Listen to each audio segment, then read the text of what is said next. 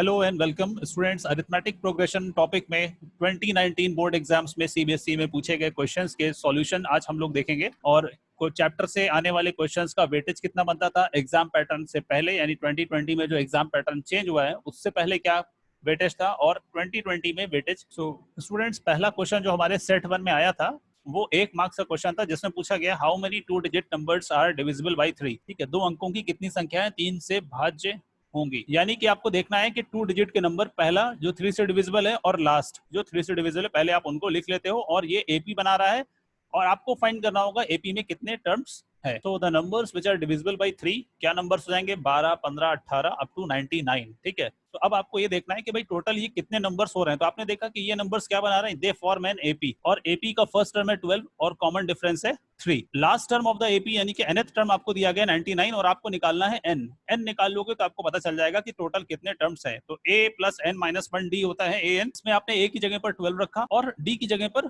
3 रखा। ठीक है, तो यहाँ पर हो जाएगा आपका ये 12, 99 माइनस 12 होता है 87 और 3 से डिवाइड किया तो आपको मिल जाएगा 29। So n minus 1 is 29, therefore n is equal to 30। Therefore, the number of terms are which are divisible by 3, यानी number of 2 digit numbers which are divisible by 3 is 30। ठीक है, तो ये आपका 1 मार्क्स का क्वेश्चन हो गया। Now the second question in the 2019 paper set 1 में 2 मार्क्स का क्वेश्चन आया था जो इंटरनल चॉइस के साथ आया था ना, यानी आपके पास 2 ऑप्शंस थे करने के लिए। तो पहले हम लोग पहले पार्ट का सॉल्यूशन देखेंगे और उसके बाद जो चॉइस वाला क्वेश्चन था उसका सॉल्यूशन देखेंगे।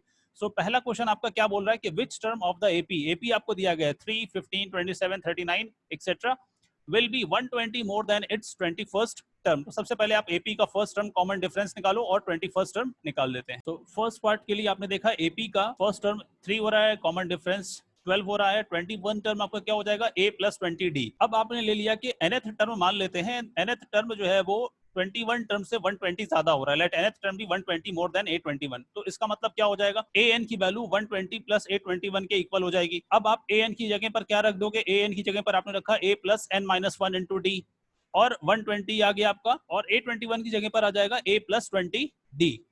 अब a और a आपका कैंसिल हो गया ना, a और a कैंसिल हो जाएगा और यहां से आप देखोगे कि 20d जब आपका लेफ्ट साइड में आएगा तो माइनस 20d हो जाएगा, यानी कि आपके पास आ जाएगा n माइनस 21 इंटू डी। ठीक है, तो n माइनस 21 इंटू डी में d की जगह पर आपने वैल्यू रख दिया, d की जगह पर आपने 12 रखा, कैंसिलेशन किया आपने तो 12 1 12 और 12 120 जो है वो 10 हो जाएगा कैंसिल होके।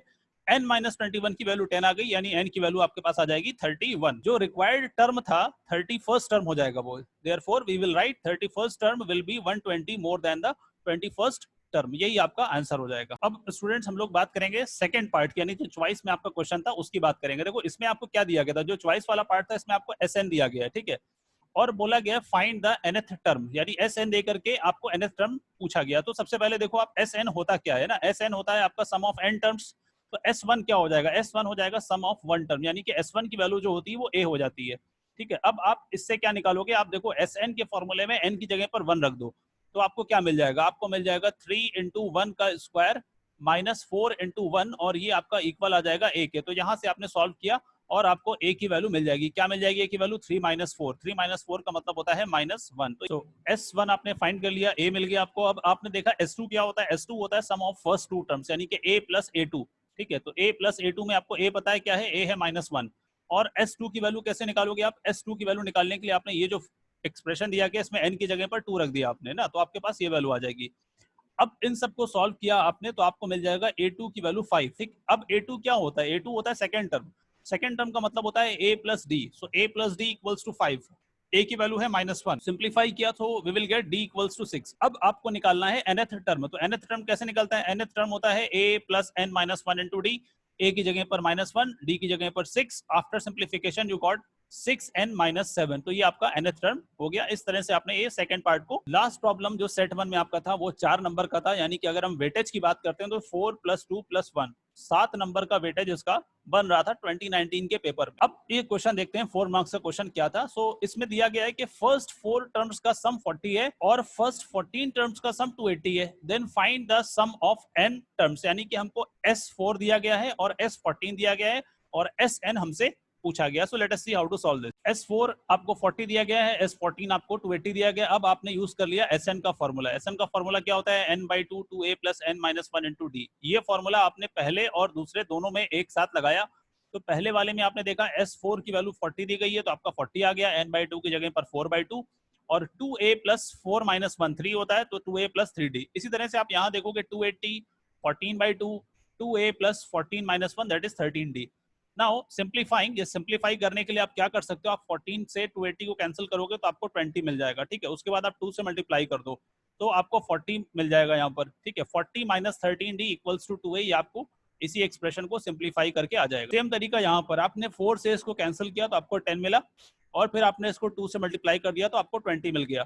तो 20 और ये 3d आपका सब्ट्रैक्ट हो जाएगा, तो 20 माइनस 3d की वैल्यू आ जाएगी 2a। अब अगर आप देखो तो 2a दोनों में आ रहा है, 2a equals to 20 minus 3d और 2a equals to 40 minus 13d। इसका मतलब आप दोनों को इक्वेट करा सकते हो। सो आपने इक्वेट कराया और सॉल्व किया, सॉल्व करके आपको मिलता है d की वैल्यू 2। तो ये हमारा आधा पार्ट यहाँ पर सॉल्व हो गया, d की वैल्यू निकाल दी। नेक्स्ट टारगेट हमारा क्या है, to find the value of a। अब हम a की वैल्यू निकालते हैं। तो d निकालने के बाद अब हम लोग प्रोसीड करते हैं, d की वैल्यू रख करके a निकालना चाहते हैं, ठीक है। सो a निकालने के लिए आप क्या कर सकते हो, आप S4 इक्वल्स टू 40 या फिर S14 इक्वल्स टू 280, किसी एक में भी आप इसकी वैल्यू रख दो। जैसे हमने यहाँ पर S4 इक्वल्स टू 40 में वैल्यू रखी, ठीक है। तो वैल्यू रख दी आपने d की और S4 की, तो उसके बाद आपको क्या मिल जाएगा, आपको एक एक्सप्रेशन मिल जाएगा, and right hand left hand side में आपको 40 मिलेगा। सिंप्लीफाई करोगे इसको तो आपको a की वैल्यू मिल गई 7। अब आपके पास a आ गया और आपके पास d आ गया, ठीक है। Now what you need to find is sum of first n terms. तो sum of first n terms का आपने फॉर्मूला उठाया और उसमें वैल्यूज को पुट कर दिया। तो a की जगह पर आपने 7 रख दिया और d की जगह पर आपने 2 रख दिया। On simplification you got n square plus 6n।